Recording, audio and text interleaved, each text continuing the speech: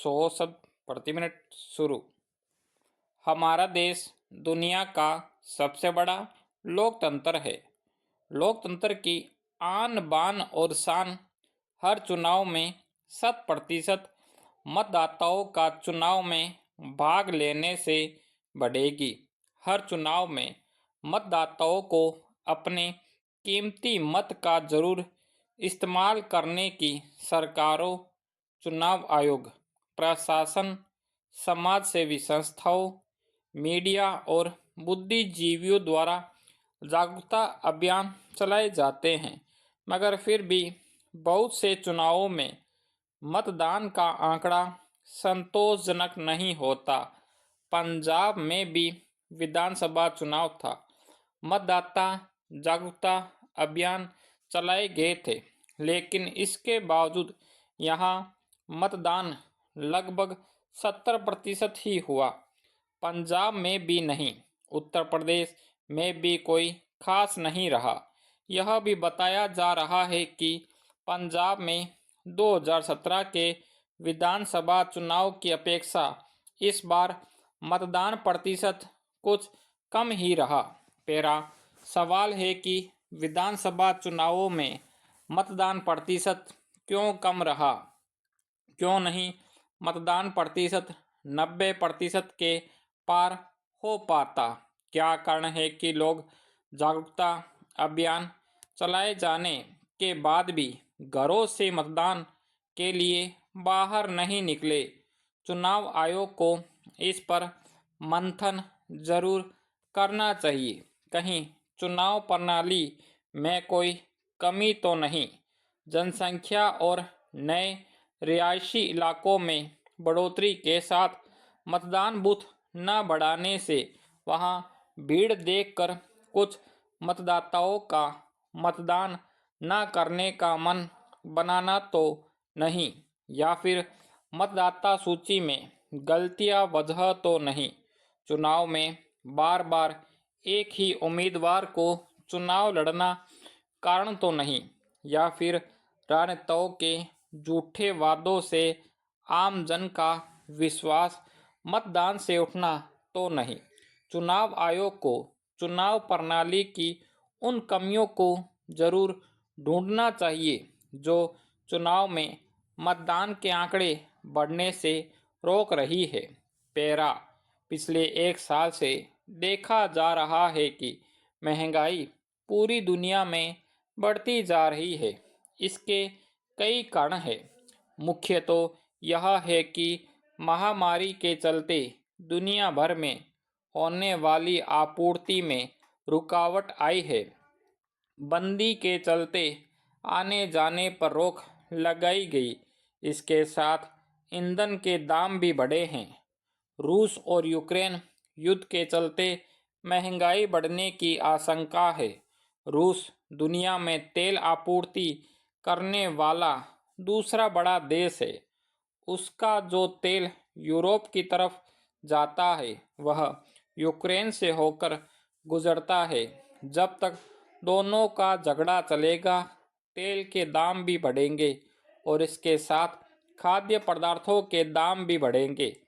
भारत में जितना भी खाने का तेल इस्तेमाल होता है उसका 60% बाहर से आता है। जो हम तेल आयात करते हैं उसका 80% यूक्रेन से आता है। खाद्य असुरक्षा और भूख की समस्या इस वजह से भी बढ़ी कि सिर्फ खाद्य पदार्थों के दाम नहीं बढ़ रहे, घरेलू गैस के दाम भी बढ़ रहे हैं। उस पर सब्सिडी घट गई है। भारतीय खाद्य निगम के गोदामों में अभी 9 करोड़ टन से ज़्यादा अनाज पड़ा हुआ है।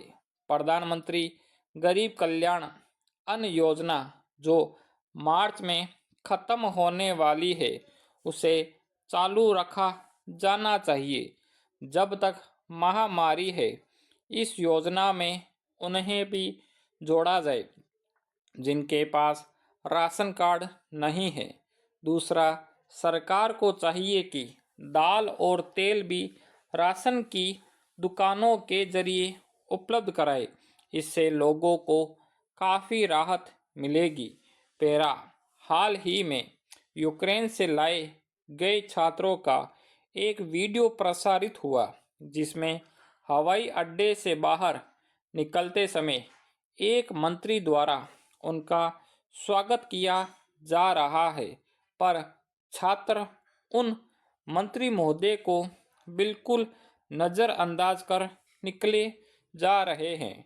यही छात्र यूक्रेन में भारत के झंडे की प्रशंसा कर रहे थे कि इस झंडे की वजह से उन्हें वहां सैनिकों ने आसानी से निकलने दिया, पर अपने देश के जिन संस्कारों का दुनिया में इतना सम्मान है, उन्हें इन छात्रों ने भारत आकर तार तार कर दिया। स्वागत के लिए उपस्थित मंत्री बेशक आपकी पसंद की पार्टी के न रहे हो, या हो सकता है आपके विचार भिन्न हो, पर उम्र में अपने से बड़े व्यक्ति का सम्मान करना, उनका आदर करना हमें हमारी संस्कृति सिखाती है। उन छात्रों में से एक का भी व्यवहार सराहनीय नहीं था।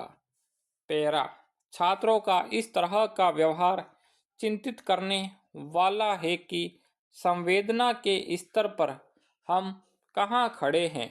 हमें शिक्षा व्यवस्था पर चिंतन करने की आवश्यकता है।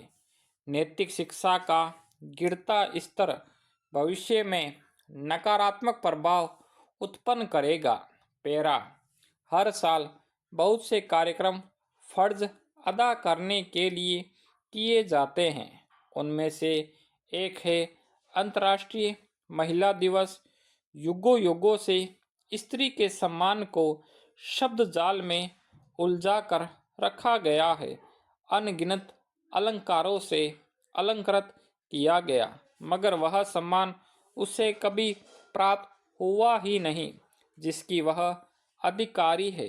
कुछ समय से वह सशक्त होने का प्रयास कर रही है, किंतु उसे पुरुष ही नहीं, स्त्री भी पनपने नहीं देती।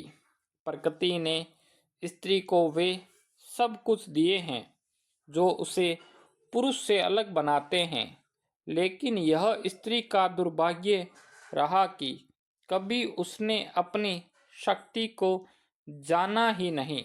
पर अब वे शिक्षा प्राप्त करके उन बंधनों को काटने का प्रयास कर रही है।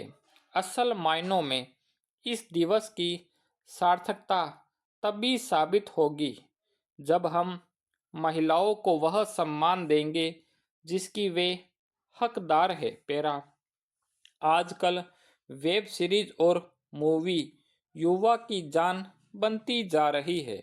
युवा टीवी देखना कम पसंद करते हैं। ऑनलाइन कार्यक्रम देखने के प्रति उनका रुझान ज़्यादा है। किसी को क्राइम सीरीज ज़्यादा पसंद है, तो किसी को रोमांटिक या कॉमेडी देखना अच्छा लगता है। कुछ ऐसे सीरीज और मूवी की बात करें तो उसकी भाषा और दृश्य बहुत बेकार होते हैं, जिसे काफ़ी लोग देखना भी पसंद नहीं करते। सवाल है कि आखिर क्यों बनते हैं इस तरह के कार्यक्रम। जो लोग इस तरह के कार्यक्रम बनाते हैं, उन्हें पैसे कमाने के साथ साथ यह भी देखना चाहिए कि लोगों और उनके सोच पर इसका क्या असर पड़ेगा। पेरा, प्राय पुरुषों को कहते सुना है कि स्त्रियों के पेट में कोई बात नहीं पचती। किसी बात का प्रचार करना हो तो स्त्रियों को बता दो, बिना पैसा खर्च किए प्रचार मिल जाएगा। अक्सर इन बातों पर हम स्त्रियां भी मज़े लेकर हंसती है, मगर हाल में ट्रेन से सफ़र करते हुए देखा कि यह विशेषाधिकार केवल स्त्रियों का नहीं है। स्टॉप।